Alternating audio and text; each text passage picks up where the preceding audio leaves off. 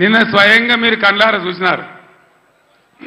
ఈ భారతదేశంలో ఉన్న చట్టాల ప్రకారం అంబేద్కర్ మహనీయుడు రాసినటువంటి రాజ్యాంగం ప్రకారం ఆర్టికల్ 3 ఆయన పెట్టినాడు కాబట్టి అంబేద్కర్ గారి పుణ్యమాని మనకు తెలంగాణ రాష్ట్రం వచ్చింది. ఆ మహనీయుని గౌరవించుకోవాలని, గుండెల్లో పెట్టుకోవాలని 125 ఫీట్ల ఎత్తున ఉండేటువంటి, ప్రపంచంలోనే ఎక్కడ లేనటువంటి, భారతదేశంలో ఎక్కడ లేనటువంటి అంబేద్కర్ విగ్రహాన్ని మనం హైదరాబాద్లో కట్టుకున్నాం. పోయిన సంవత్సరం మీరందరూ కూడా చాలా మంది వచ్చినారు. బ్రహ్మాండంగా దాన్ని ఆవిష్కరణ చేసుకున్నాం.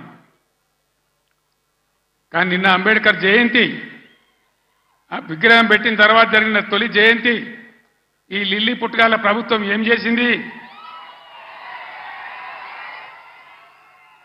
అక్కడికి గవర్నమెంట్ పోలే. ఆ మహనీయునంత హిమాలయ పర్వతం అంతా ఎత్తున్న విగ్రహానికి ఒక పువ్వు పెట్టలే, ఒక పూలమాల పెట్టలే, అంజలి ఘటించలే. అనేక రాష్ట్రాల నుంచి ప్రజలు వచ్చినారు చూడడానికి. వాళ్ళ కనీసం మంచినీళ్ళు ఏర్పాటు చేయలే, గేట్లు బంద్ చేసి తాళాలు వేసినారు. దీన్ని ఏమంటారు?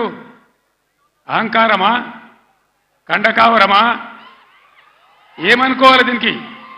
అజ్ఞానమా? ఎవరు పెట్టిన విగ్రహమే కదా. మనం ఒక విగ్రహమే పెట్టుకోలే.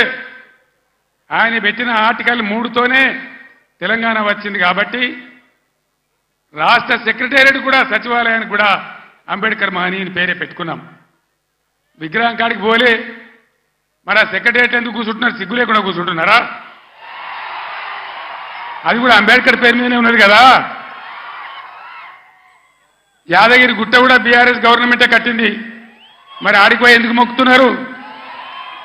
ఎమ్మెల్యేలు ఉండే క్వార్టర్లు కూడా బీఆర్ఎస్ గవర్నమెంటే కట్టింది. గెలిచిన కాంగ్రెస్ ఎమ్మెల్యేలు దానిలో ఎందుకుంటున్నారు? అంటే అన్ని తీసేస్తారా? మిషన్ కాకతీయ చెరువులు బంద్ చేస్తారా? ఏమేం బంద్ చేస్తారు? ఈ లిల్లీ పుట్టుగాలని నేను ఎందుకన్నా అంటే దీనికే అన్నా. ఒకనాడు ఇదే లిల్లీ పుట్టుగాల పార్టీ సింగూరు ప్రాజెక్టు మన నోరు కొట్టి, మన ఎండబెట్టి, ఒక డ్రాప్, ఒక చుక్క నీళ్లు కూడా మనకి ఇయ్యలే. హైదరాబాద్కి ఇచ్చినారు. బాధపడ్డాం, ఏడ్చినాం, పొలాలు ఎండిపోయి